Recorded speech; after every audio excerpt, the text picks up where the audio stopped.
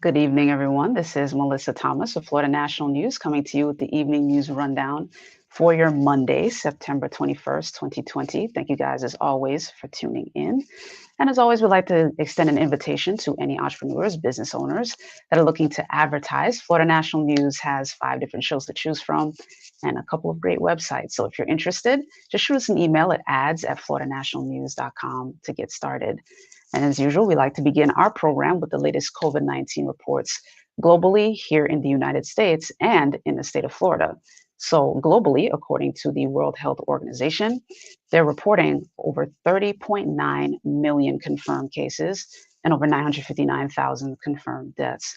Here in the United States, the Johns Hopkins University is reporting over 6.8 million confirmed cases and nearly 200,000 confirmed deaths.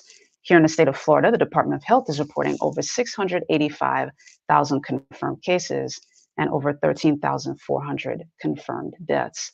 So, jumping into our world story, Britain is seeing an increased number of cases to the point where they could consider a second lockdown on a national scale. Now, the health minister there, Matt Hancock, said on Sunday that Britain has reached a tipping point and warned of that second national lockdown if people don't follow government rules designed to stop the spread of the virus. COVID-19 cases have risen sharply in recent weeks there, with nearly 3,900 reported on Sunday alone, and London's mayor has demanded swift action to prevent its spread in the capital. Now, Prime Minister Boris Johnson has called it a second wave already, and stricter lockdown measures have been introduced in areas across the country, with more expected. Now, Hancock, the health minister, told Sky News, quote, "The nation faces a tipping point and we have a choice. The choice is either that everybody follows the rules or we will have to take more measures." And he told BBC later on that a second national lockdown was a possible option.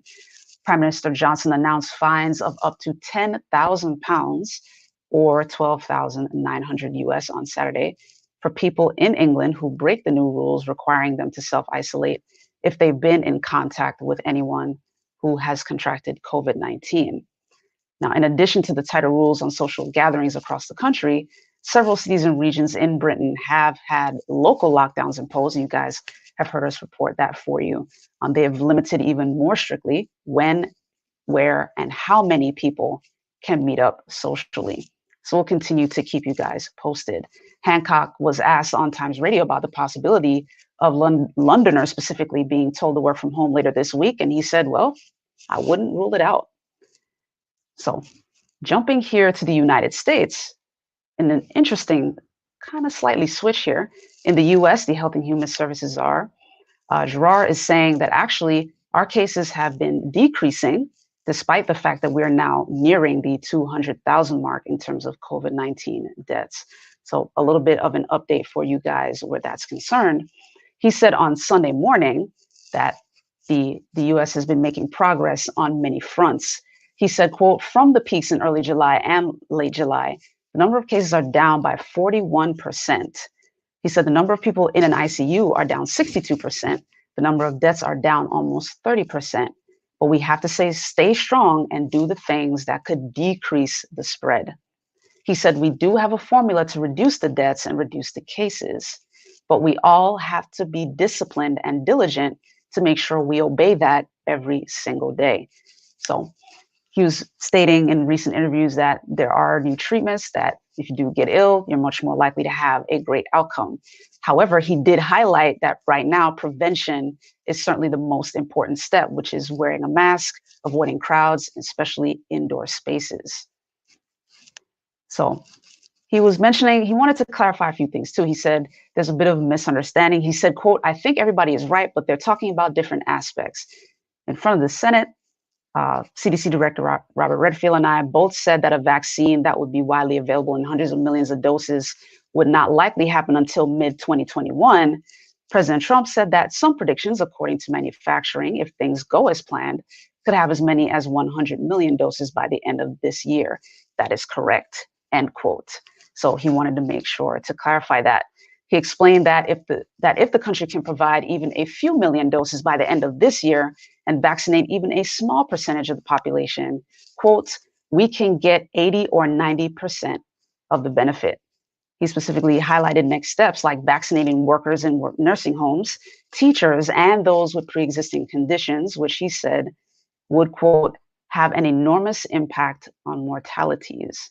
And of course, with the school year officially underway, there are a lot of questions about testing and safely reopening schools. He said, quote, I want to be clear that testing every student every week is not necessary to bring the children back to school. So this is slightly controversial with the public opinion, but he said, quote, in fact, almost no state has that in their plan. It's very important that if a child gets sick to test them, to contact trace around that, and to perhaps do some baseline surveillance testing. We do have that kind of testing available. So he said that the most important thing schools can do is reduce the community spread by encouraging mask wearing and physical distancing in schools and rely on smart testing rather than testing every single student. So we'll continue to keep you guys updated. Stay tuned here, Florida National News, for more information. Jumping here to the state of Florida, if you are in Leesburg and you're looking forward to Bike Fest, or you were looking forward to heading to Leesburg to Bike Fest, it is canceled due to COVID-19 concerns. They want to continue to remain careful. The Leesburg Partnership initially moved the event from April to November, but now they say it's not happening at all. Joel Shipes, who's the CEO of Leesburg Partnership, said, quote, we thought we could do it, but without the state going into level 3 COVID response, we felt like we couldn't host the event. Now, this event is typically a big hit for the local Leesburg economy. Bike Fest usually means concerts, lots of vendors, and of course, a massive crowd of visitors. Shipes explained that somewhere between 200,000 to 300,000 people over the full 3 to 4 days of the event are usually expected to be there. And the event impacts almost 5 counties through hotel stays and campground stays. And of course, local business owners and bikers are already feeling the pain as a result of that. A lot of them were anticipating the incoming revenue.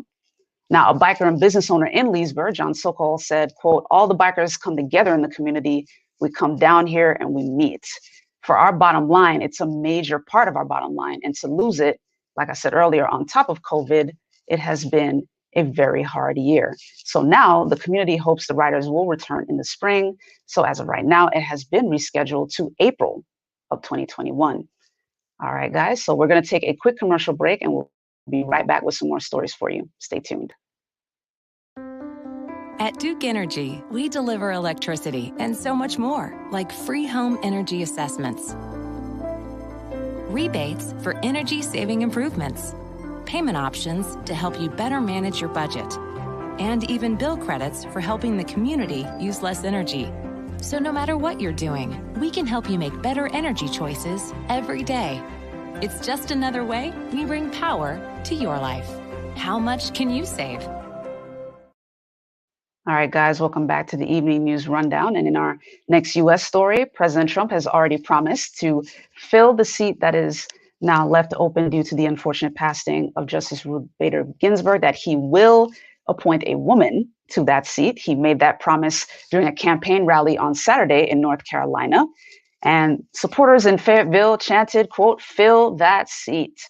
Trump said he didn't have a nominee yet, but he would make this his choice this week. Now, of course, Ginsburg, who was a lifelong champion of women's rights and a fierce advocate for gender equality, passed away on Friday, quote, surrounded by her family at her home in Washington, D.C. due to complications of metastatic pancreas cancer, according to a statement from the Supreme Court. Now, there are some nominees so far. People under consideration include Amy Coney Barrett, who's a federal appellate court judge. She has emerged as one of the frontrunners to fill that seat.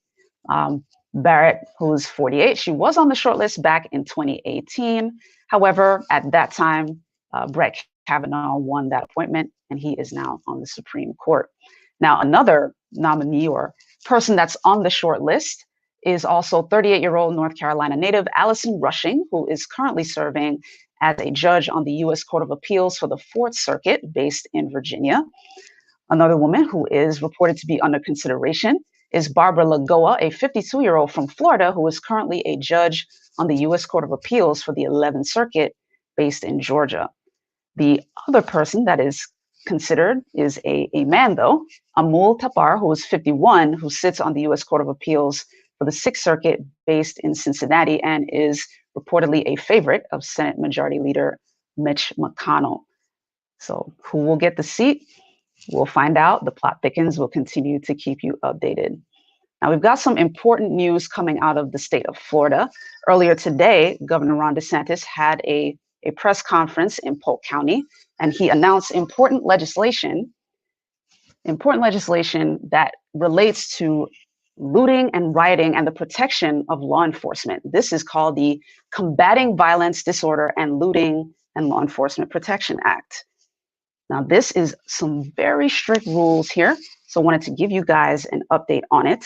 Governor Ron DeSantis said, quote, "Our right to peacefully assemble is one of our most cherished as Americans, but throughout the country, we've seen that right being taken advantage of by professional agitators bent on sowing disorder and causing mayhem in our cities. I will not allow this kind of violence to occur here in Florida. The legislation announced today will not only combat rioting and looting, but also protect the men and women in law enforcement that wake up every day to keep us safe. I look forward to working with the Florida legislature next session to sign this proposal into law." So some of the new criminal offenses that are associated to combating rioting, looting, and violence include now a third-degree felony when 7 or more persons are involved in an assembly and cause damage to property or injury to other persons. There is now a third-degree felony to obstruct traffic during an unpermitted protest, demonstration, or violent or disorderly assembly.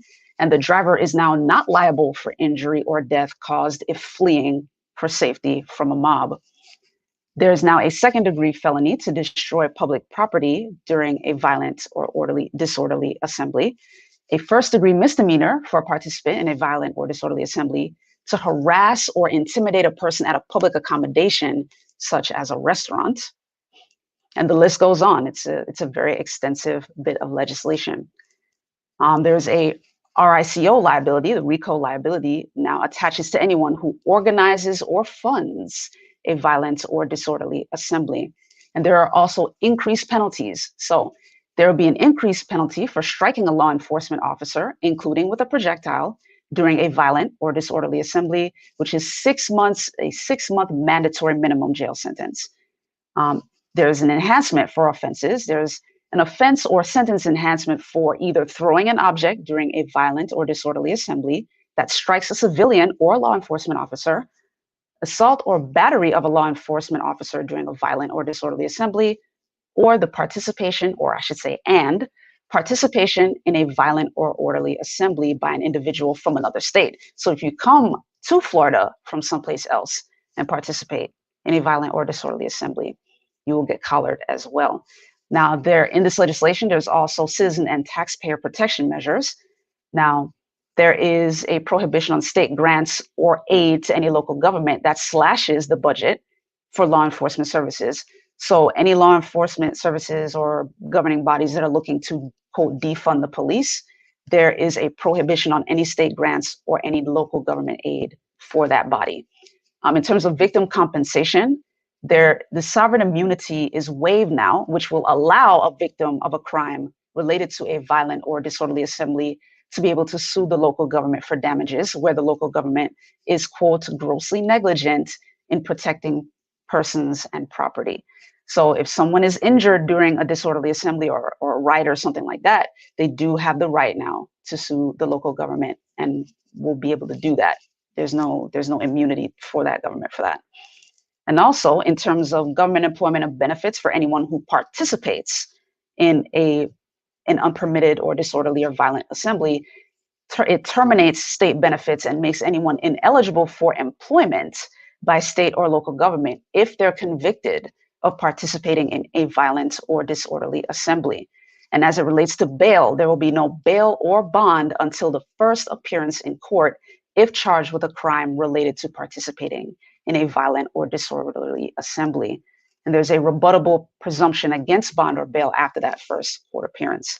So some pretty big news coming out of the state of Florida as it relates to any protesting or unpermitted gatherings or assemblies or violent assemblies. So we're going to take another quick commercial break. Going to let you guys chew on that. If you guys have any thoughts on it, leave your comments below. We'd love to hear from you. But we're going to take a quick commercial break and come back with your business and sports stories. Stay tuned. I'm not picking it up. You pick it up. I'm not picking it up. Well, somebody's got to pick it up. I'll pick it up. They're clean. 'Cause my hand is clean. Oh yeah, I'm Charmin Clean. That's how I know they're clean. Charmin Ultra Strong is woven like a washcloth and just cleans better. Yeah, I'm Charmin The Clean. kid does have a That's point. how my hand is clean. Enjoy the go with Charmin. And for an extra clean finish, try Charmin Flushable Wipes.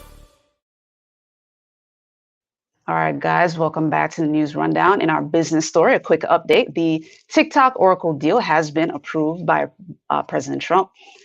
He approved that deal for Oracle and Walmart to acquire stakes in the U.S. operations of the TikTok app, which postpones a potential ban that was scheduled to go into effect yesterday on Sunday. So Oracle will take a 12.5% stake in the new company, TikTok Global, while Walmart will have 7.5%. The company will be headquartered in the US and provide service to American users and most users in the rest of the world. 4 of the company's 5 board members will be American, and Oracle will provide secure cloud services that satisfy national security concerns about the Chinese-owned app. Now, TikTok said in a statement, quote, both companies will take part in a TikTok Global pre-IPO financing round in which they can take up to a 20% cumulative stake in the company. We will also maintain and expand TikTok Global's headquarters in the US while bringing 25,000 jobs across the country.